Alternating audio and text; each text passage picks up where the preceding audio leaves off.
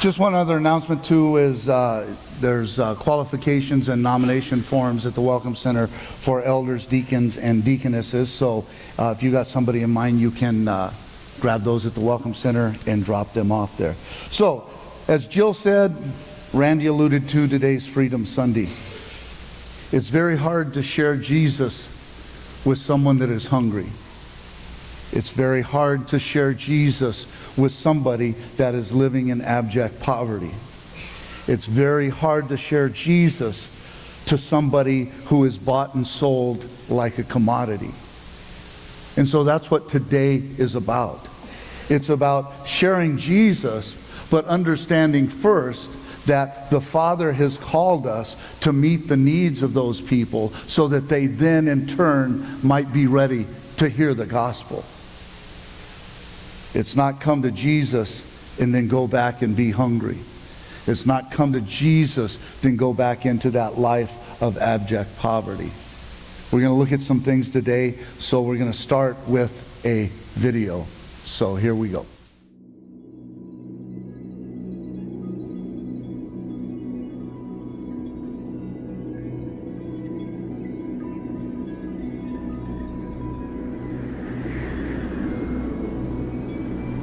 We are slavery's end.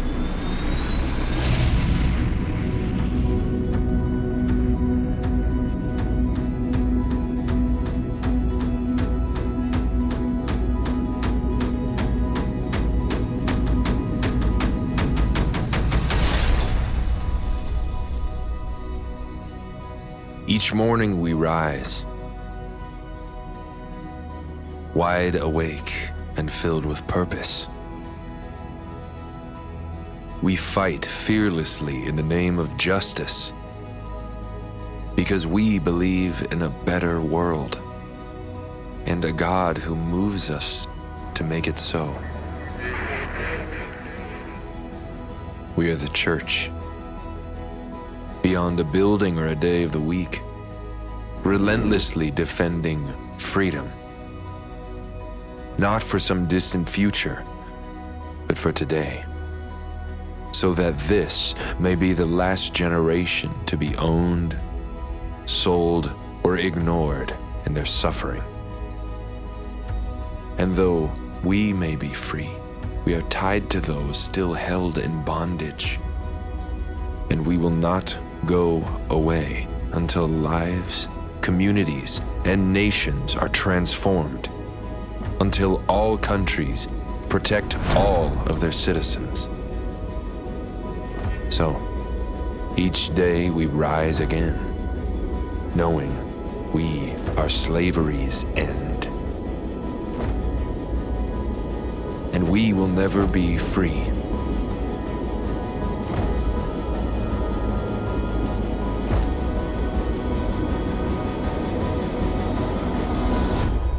Until all are free.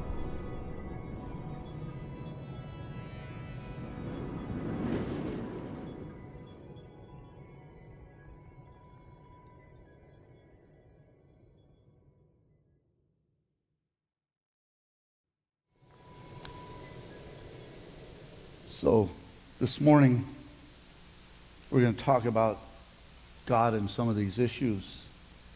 Do you think the Bible has more to say about adultery or poverty?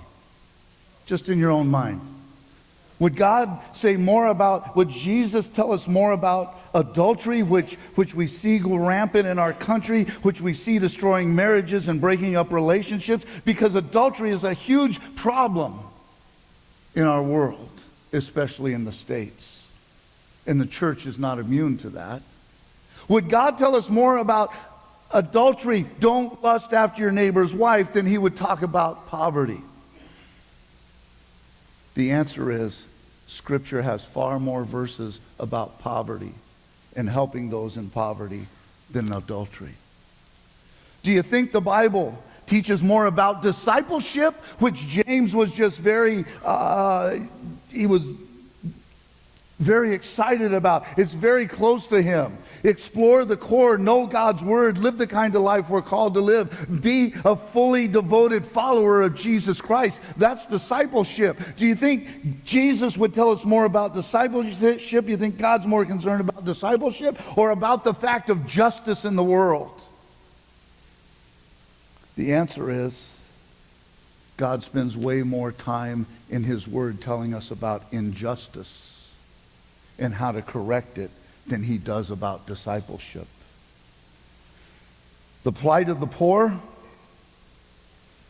the plight of the oppressed, and the vulnerable, and those pushed to the margins of our world are of great concern to our Heavenly Father. Scripture is full of references about God's concern for them. The Bible contains more than 300 verses on poverty, social justice, and God's thoughts regarding those things. The word injustice means different things to different people. The word justice means different things to different people. Let me show you an American perspective of injustice. Injustice is me not getting the promotion I deserved. In America, that's our greatest injustice. I didn't get what was coming to me. That's an injustice. My employer is unjust. What do most Americans understand justice to be? Justice is someone else getting what they deserve. Justice is Charlie Manson rotting away in Corcoran State Prison. That's justice. God has a whole different perspective. We want to briefly look at that today. Today we are joining with the International Justice Missions, thousands of other churches across America and around the world, to be reminded of the desperate realities of human slavery. The desperate realities of human slavery. People in our world in 2017 being bought, sold, and kept as commodities. There are more slaves in the world today than at any time in our history. Well, I thought Abraham Lincoln, yeah, well, you thought wrong. You thought wrong. Just because we don't know about a particular thing doesn't mean that it's not taking place. There are those being trafficked for sex. There are those being bought and sold as slave labor. And there are those being reduced to a subhuman existence due to no fault of their own. Now, it's easy for you and I to judge people who make foolish choices that end up in a mess. At some point, people need to be responsible. But there are people in our world that have no say in their present and in their future. According to a United Nations report, globally, over half of the world's population, when I checked Google, was 7.442 billion. Around 4 billion people live outside the protection of the law. We need to understand that phrase. Live outside the protection of the law. That means others that have a position, that have power, that have influence, because they live outside the protection of the law. These people with position and power and influence and money, they are able to function however they please because they live outside the protection of the law. That needs to bother us. America may not be all I wish it was, but thank God that there's some civility in this country. Thank God that there's some avenues for us to pursue when injustice has been done to us. Watch this story.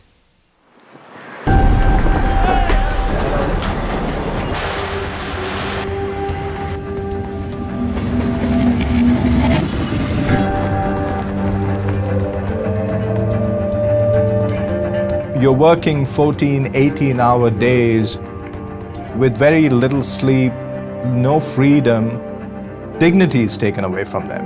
And that's something nobody should have to endure. We had a number of years ago, 2 of the bonded laborers escaped from a facility. And they were tracked down by the owners of the facility and brought back. And as a punishment for what they had done,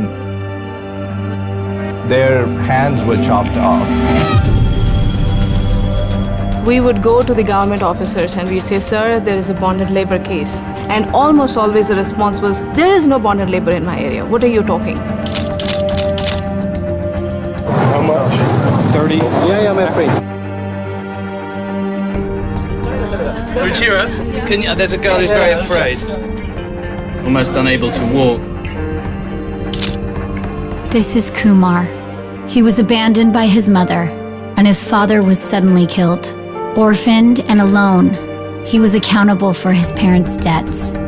And at just 7 years old, he was forced into slavery.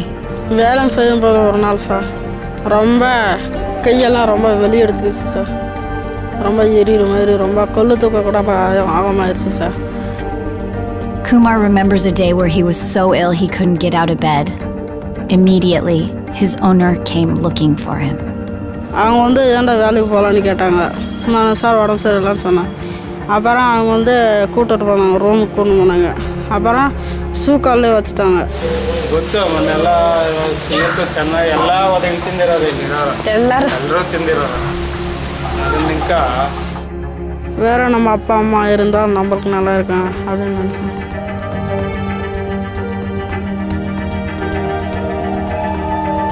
Kumar was trapped by debt and a slave owner who beat him continuously. He, like so many, had no remaining hope for a way out.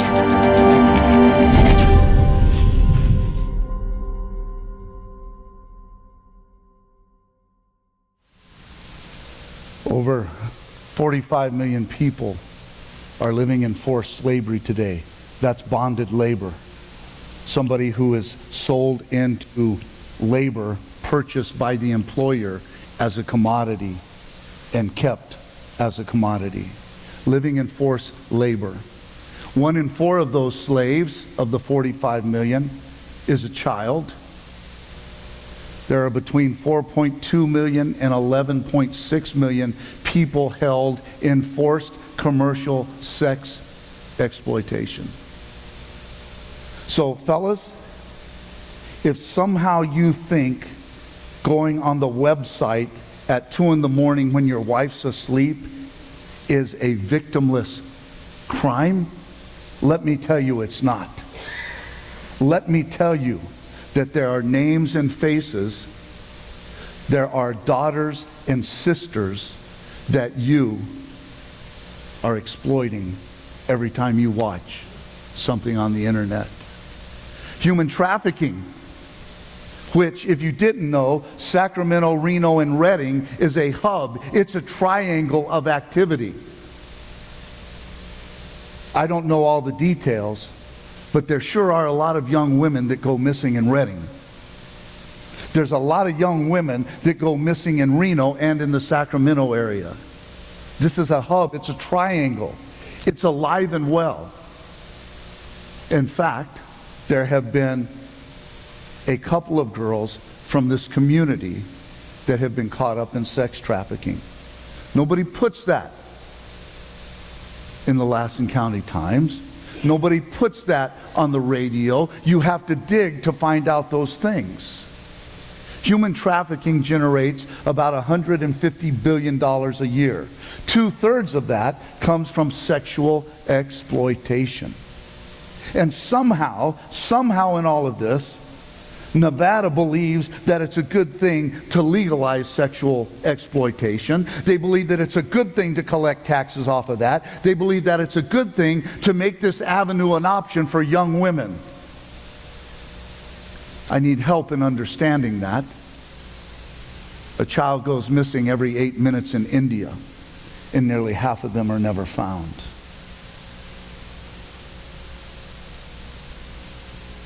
A religious man stood up and asked Jesus a question. Who is my neighbor?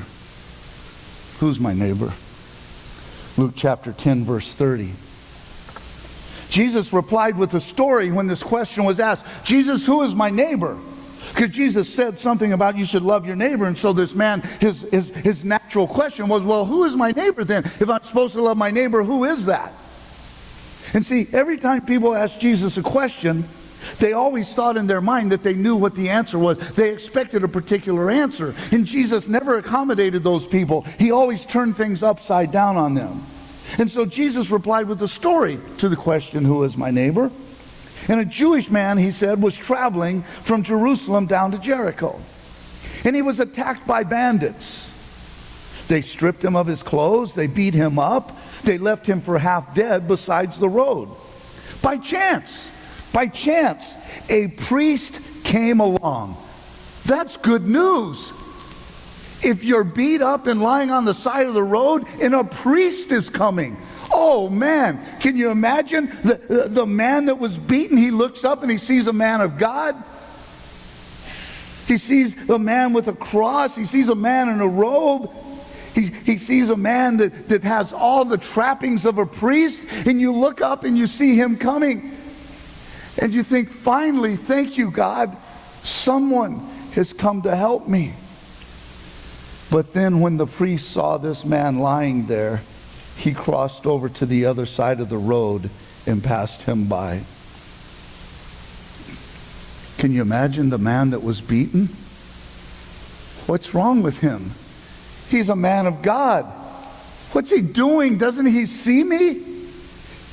And it says when he saw the man lying there, then he crossed over.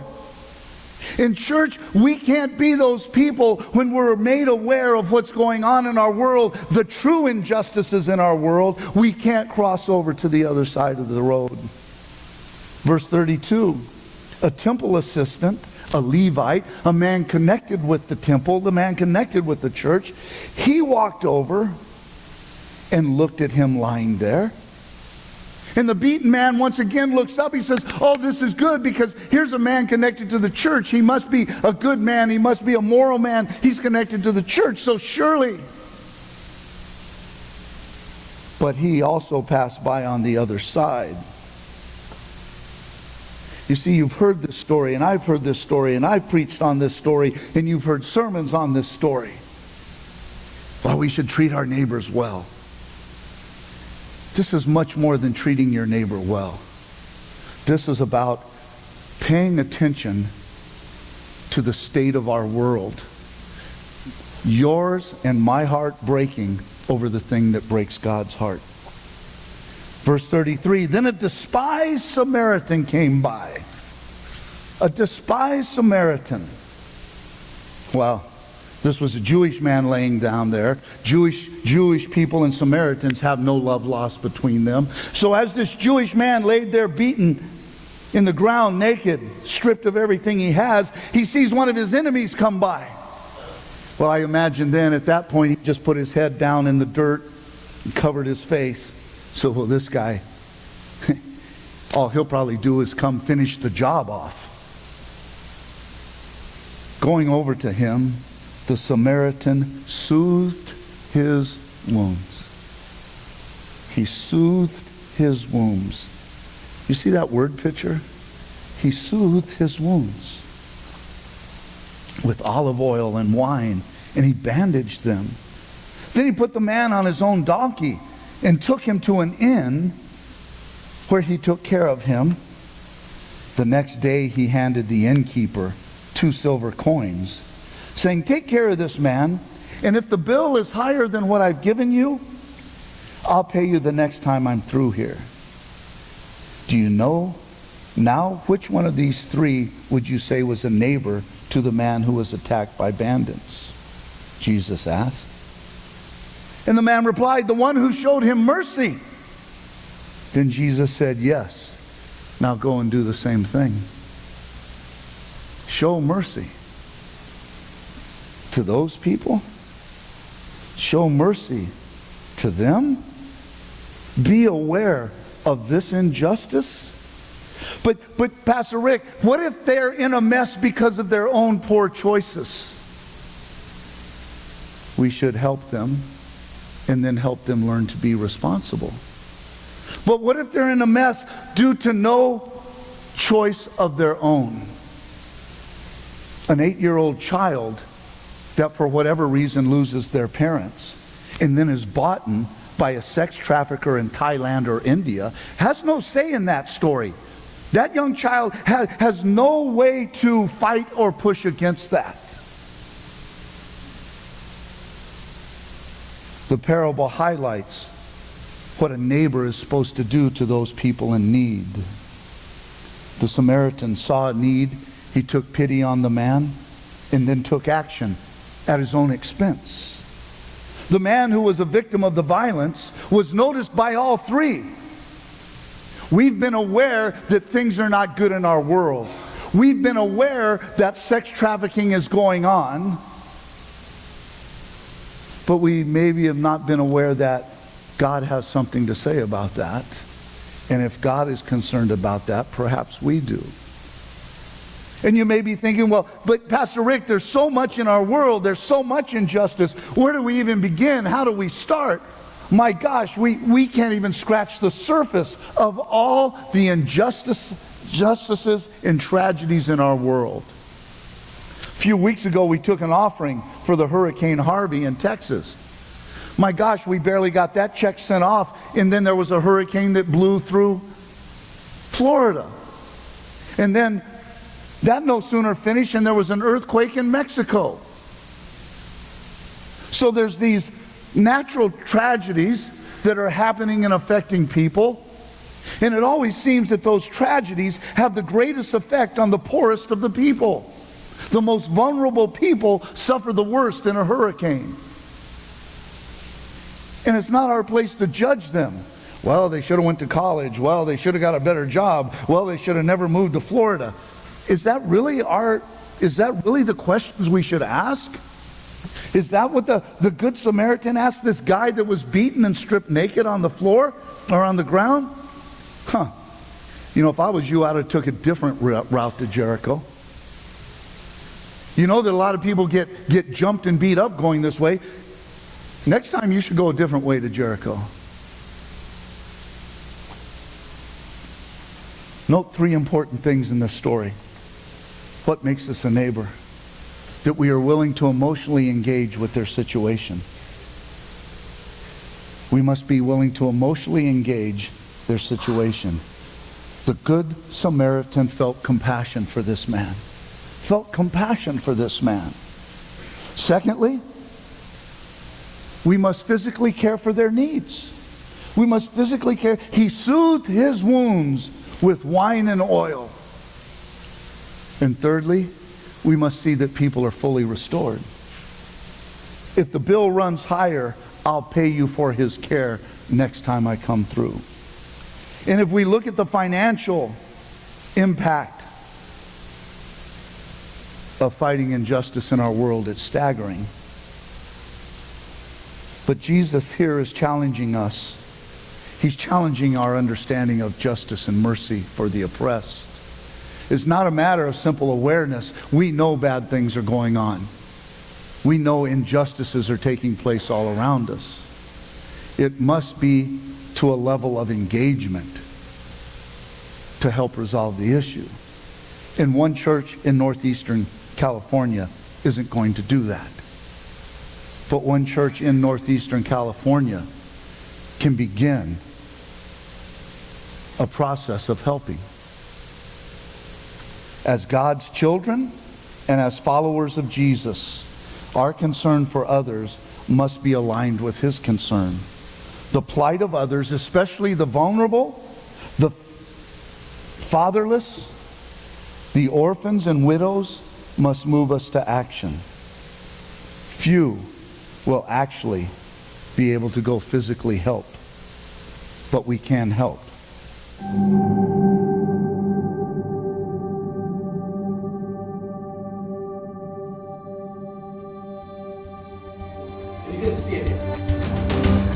IJM discovered the horrific conditions in the brick factory where Kumar and others were being forced to work against their will.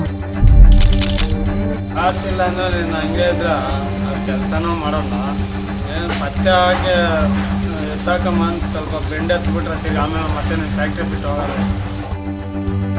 And, based on their undercover video evidence, local government authorities and police came alongside IJM to conduct a rescue operation. The more and more we are doing these rescues, people are getting aware that people are being abused, there is bonded labor, there is trafficking.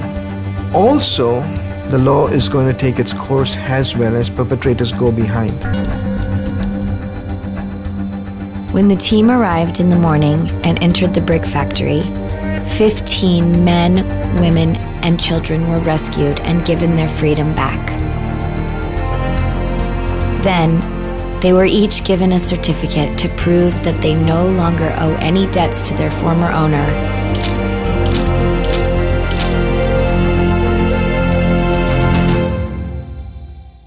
And one was for Kumar.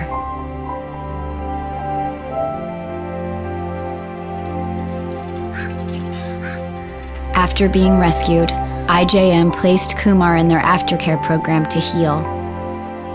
You'd ask him a question anytime, no matter what, and he would say, the one thing I want to do, sir, is I want to study. He was clear about that. And then, they enrolled him in school for the first time.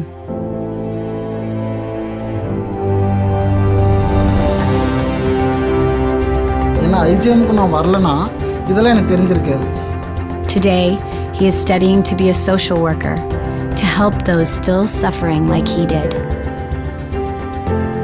இதை காட்டியிருந்தோன்னா அவர் உண்மையாகவே சந்தோஷப்பட்டிருப்பார். நம்ம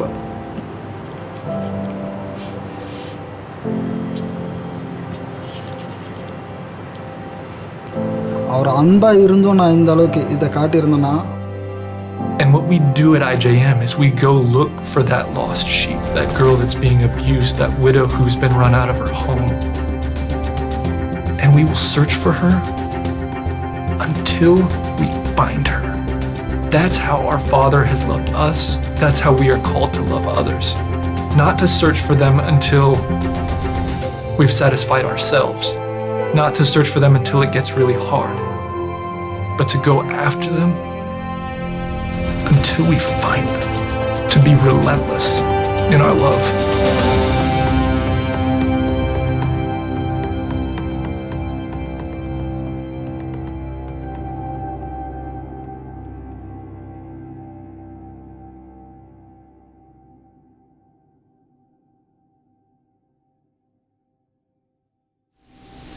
So we need to understand that when we talk about this issue, it's just not sex trafficking, sexual exploitation, but it's bonded and forced labor. Isaiah 58 records God's message to his rebellious people. And this is what he says to those. Tell my people Israel of their sins, yet they act so pious. They come to the temple every day, and they seem delighted to learn all about me. They act like a righteous nation that would never abandon the laws of God. This is Isaiah 58. This is God chastising his people. The people say, God, we have fasted before you. Why aren't you impressed with our fasting, God? And God says to the people, is this what you call fasting? Do you really think this will please me? Going through the motions of worship, going through the motions of righteousness? No, God says, verse 6 of Isaiah 58, this is the kind of fasting I want. Free those who are wrongly imprisoned.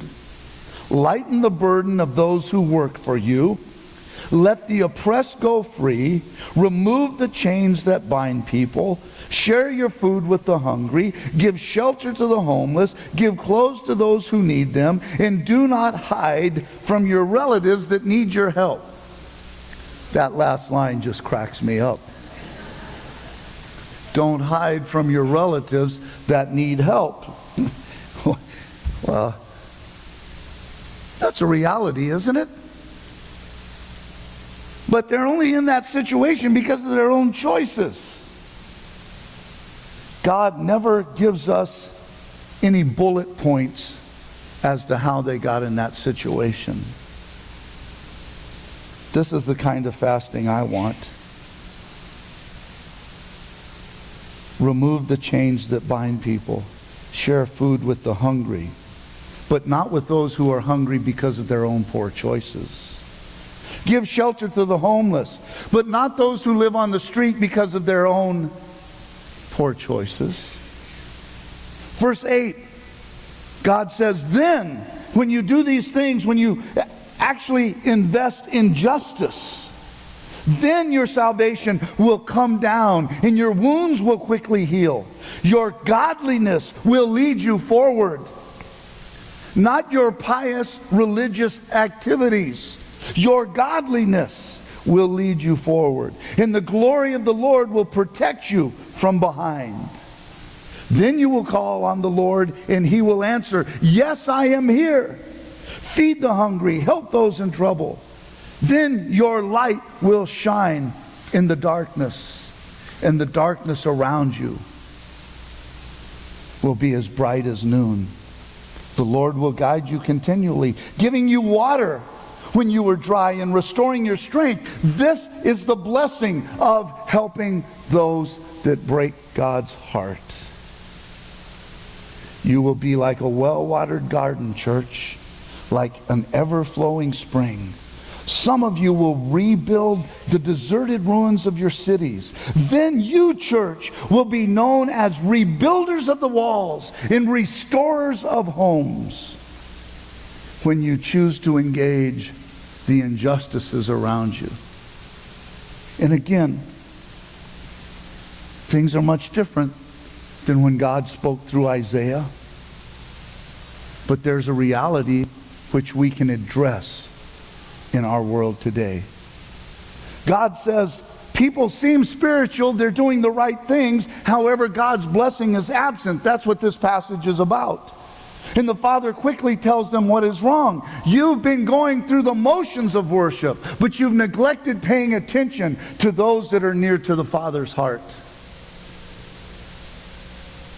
I think we do an amazing job in this church. We partner with Compassion. We partner with World Vision. We have a number of missionary and organizations that we work with. We are trying. We are doing all we can. The oppressed, the forgotten, and the abandoned people that are pushed to the margins of life with no hope. Those are the people that are near to God's heart.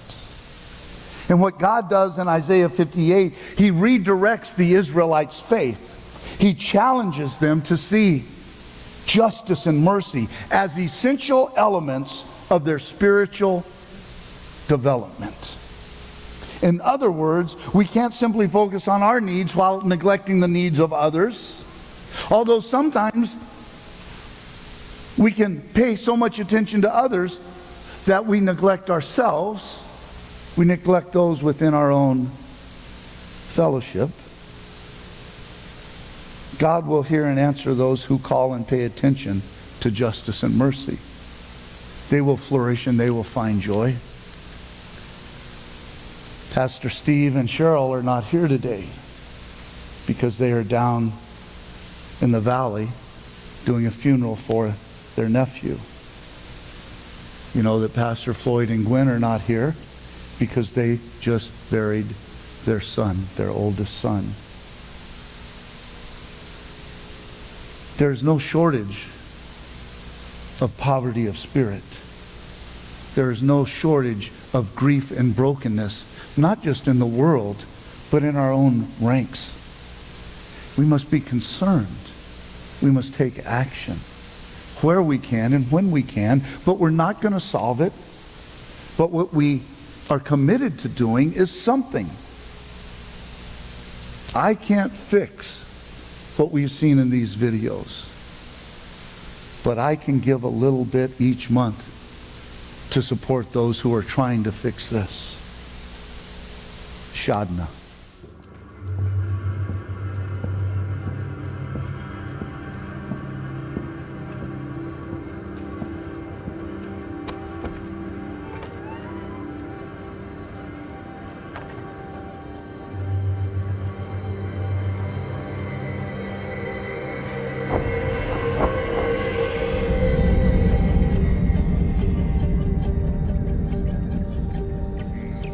আমার নাম সাধনা। যখন ছোট ছিলাম তখন আমার ভয় বলে কিছু ছিল না। আমি যখন ছোট ছিলাম তখন গাছে উঠতাম, মাছ ধরতাম, তো তখন এইসব জিনিসে আমার কোনো ভয় থাকতো না, মানে তখন কোনো ভয় লাগতো না যে কে বকবে, কে মারবে।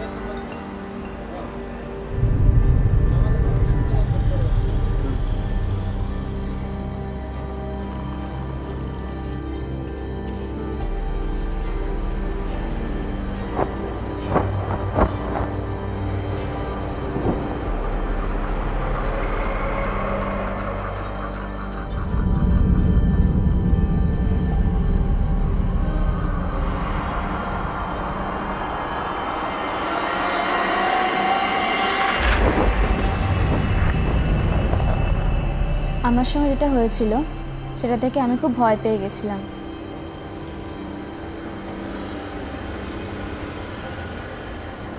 আমার জীবনে কিছু হবে না আর আমার জীবনে কোনো দাম নেই, আমি একটা মূল্যহীন মেয়ে হয়ে গেছি, তখন এরকমই হতো।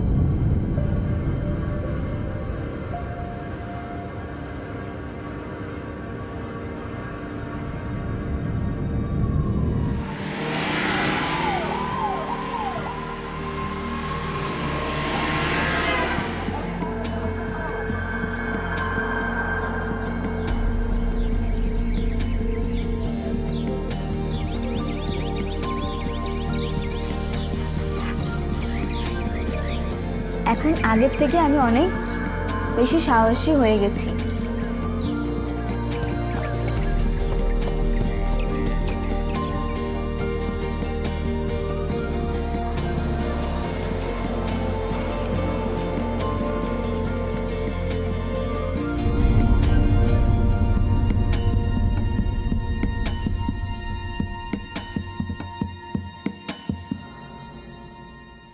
Live outside the protection of the law. It's a hard life. As a church, we have much to be thankful for. We have much to be proud of. We have a solid children's and youth ministry. We have a thriving college and young adult group that gave us 6 amazing interns over the summer. We have active men and women's ministries, home groups, Awana touching kids every week, Grief Share supporting those who suffer loss, amazing ministry staff, godly leadership team, Celebrate Recovery, bringing help and hope to people stuck in their addiction for the last 14 years, Vacation Bible School, Summer Lunch Program, Operation Christmas Child, yearly mission trips to Grants Pass, Oregon, and abroad. There's our involvement and financial support of 20 plus missionaries in mission organizations locally and around the world. We have some folks preparing now to head to Texas to help with the cleanup. And every time we ask, whether it be for backpacks for local school children, canned food, Halloween candy, or a love offering for Syrian refugees, this church, each of you, give and support those initiatives sacrificially and generously. And did I mention you got 3 pretty good pastors? Last night we were at Crossroads doing what we can. You provided the meal. Randy Robbins led worship. Pastor Steve talked. We engaged with the folks, loved on them. Yesterday, 25, 30 men went out to harvest firewood. Went up to Silver Lake, brought back about 10 cords of wood so that those people in the cold winter months who find themselves coming up short, our church has an opportunity to help them. Well, you know, Pastor Rick, they should get their own firewood. Yeah, but what if you can't? What if you can't? What if you're a single mom? What if you've been dealt a very bad hand? What if you're working 2 jobs and you still can't pay for firewood? And as a mom with 3 kids, and dad decided to go pursue his drug addiction, how do you go out and get firewood? But I left out one ministry. That's our Justice Task Force. Jill alluded to that. She's a very active member of that group, as are some of you. And if you're interested, then you go to the table, you talk to Jill, you talk to John L. But see, it's one team with a threefold approach, locally and abroad, to justice. Poverty, abuse, and human exploitation. What started this idea, this Justice Task Force, what started us down that road? Somebody asked the question in this church, I wonder if we could have a conference that focused on the least of these. And that has resulted in a yearly justice conference. It sparked the summer lunch program, and we also do Sunday lunches. If you're not aware of that, once a month we have a group of people that go out and hand out lunches to people on the street that look like they could use a lunch. It's given birth to a number of new CASA workers, court-appointed special advocate who go to church or who go to court and lobby on behalf of the children. It's a driving force. The Justice Task Force is a driving force behind what we're doing today. Other local churches, yesterday, Valley Christian Center had the Arise Conference. Mental health in the church. Isn't mental health becoming a big deal? We got lots of people running around our streets, homeless people who are living off their meds. We need to be concerned about that, doing what we can to help. It's truly changing the face of our church and allowing us to preach the whole gospel. Because the whole gospel is not come to Jesus, get your ticket to heaven, and we'll see you there. We're reminded that when someone comes to our door, we can't say, be warm and be filled, and then close our door, right? We read that, I think, in the book of James. We can't do that to people. Be warm, be filled, be blessed, close the door. It's the whole gospel. Jesus just wasn't about, follow me, I'm the Messiah. Get your ticket to heaven. Make sure you're on board. Jesus was concerned about the lame man at the pool of Bethesda. Jesus was concerned about the least of these. Elijah was concerned about a woman and her son, a widow and her son, who had completely run out of oil and was about to roll over and die. You see, these are the ones close to God's heart. International Justice Mission is the largest international anti-slavery organization in the world, rescuing thousands. The work of IJM reminds us that justice for the vulnerable is possible. Today, IJM helps protect more than 21 million people. They're seeking justice in 20 of the harshest communities in the world. They train over 46,000 law enforcement and government officials since 2012. Here's what you look for. Here's how you change the laws to punish these people.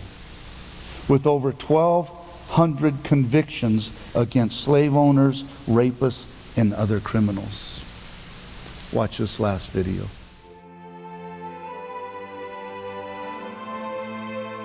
We all know the Good Samaritan story.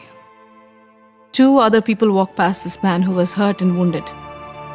There was one person who stopped, picked him up, and paid for his care. It didn't take too much. It just required him to stop and actually pay attention that somebody is suffering, pay attention that somebody is wounded. Now, Jesus talked to us about this parable because he wants us to be like that Good Samaritan. You may be removed miles and miles away from where these things are happening, from where the crime of human trafficking or slavery is happening. But you're also very close to the heart of Jesus. He wants to extend his kingdom on this earth. And he doesn't just come from heaven and do it himself. He uses people like you and I. He uses us as his instruments. He uses our abilities to extend his kingdom. Do you want to be someone who stopped and decided, no, this is wrong. It cannot happen on my watch. It cannot happen in my time. And so the invitation is open.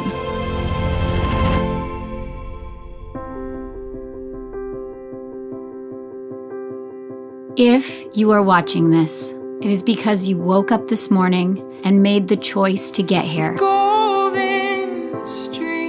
And when you leave this place, you take it with you.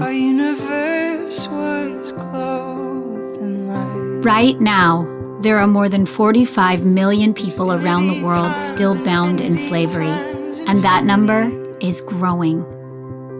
IJM has a model that works, but we can't do more unless we have more help. So we are asking believers from around the world to take action, and take us with you too.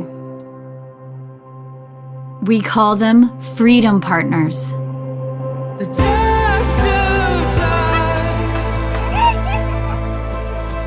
When you become a Freedom Partner, you join a community that is actively praying, advocating, and spreading the word to get more people involved. By giving $24 a month or more, we can grow our global mission to find, rescue, and renew lives. Because lack of resources should never be the reason why we didn't end slavery. Do you want to be one of them who walked past? Or do you want to be someone who stopped and decided, no, this is wrong.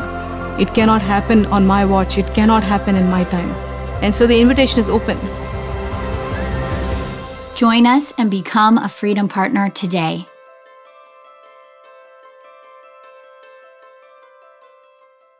So one of the things that I'm terrible at as a pastor is asking for money.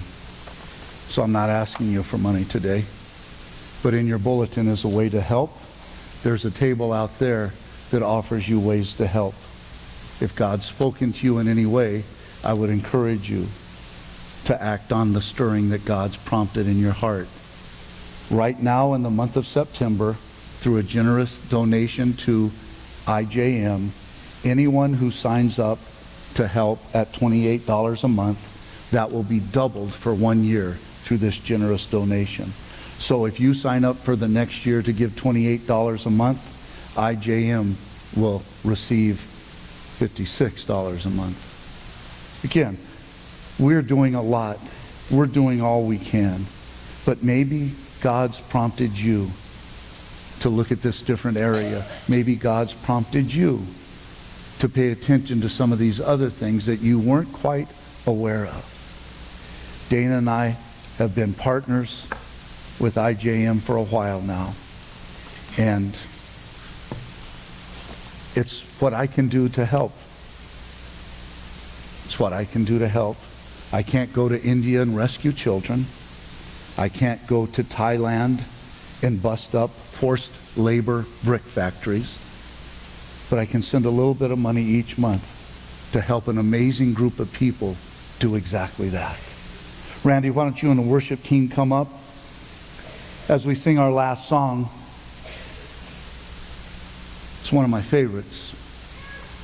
Here's what I'm going to ask of you this morning is, if you want to make a commitment to the whole gospel, if you want to tell God, you know, I've been telling people about Jesus and I've been working in Awana, but God, Our city needs some help. I would just ask that this morning you come forward to the altar and just tell God, hey, I want to be a part of changing what I saw today. And then we'll trust God to do whatever he needs to do in your life. But would you stand with me, Randy and the worship team? Let's sing God of the City. Because that's what we're here for. So that he will not only be the God of this city, but he'll be the God of this nation, and he'll be the God of this world, and suffering and brokenness and evil will be pushed back in Jesus' name. Let's sing with Randy.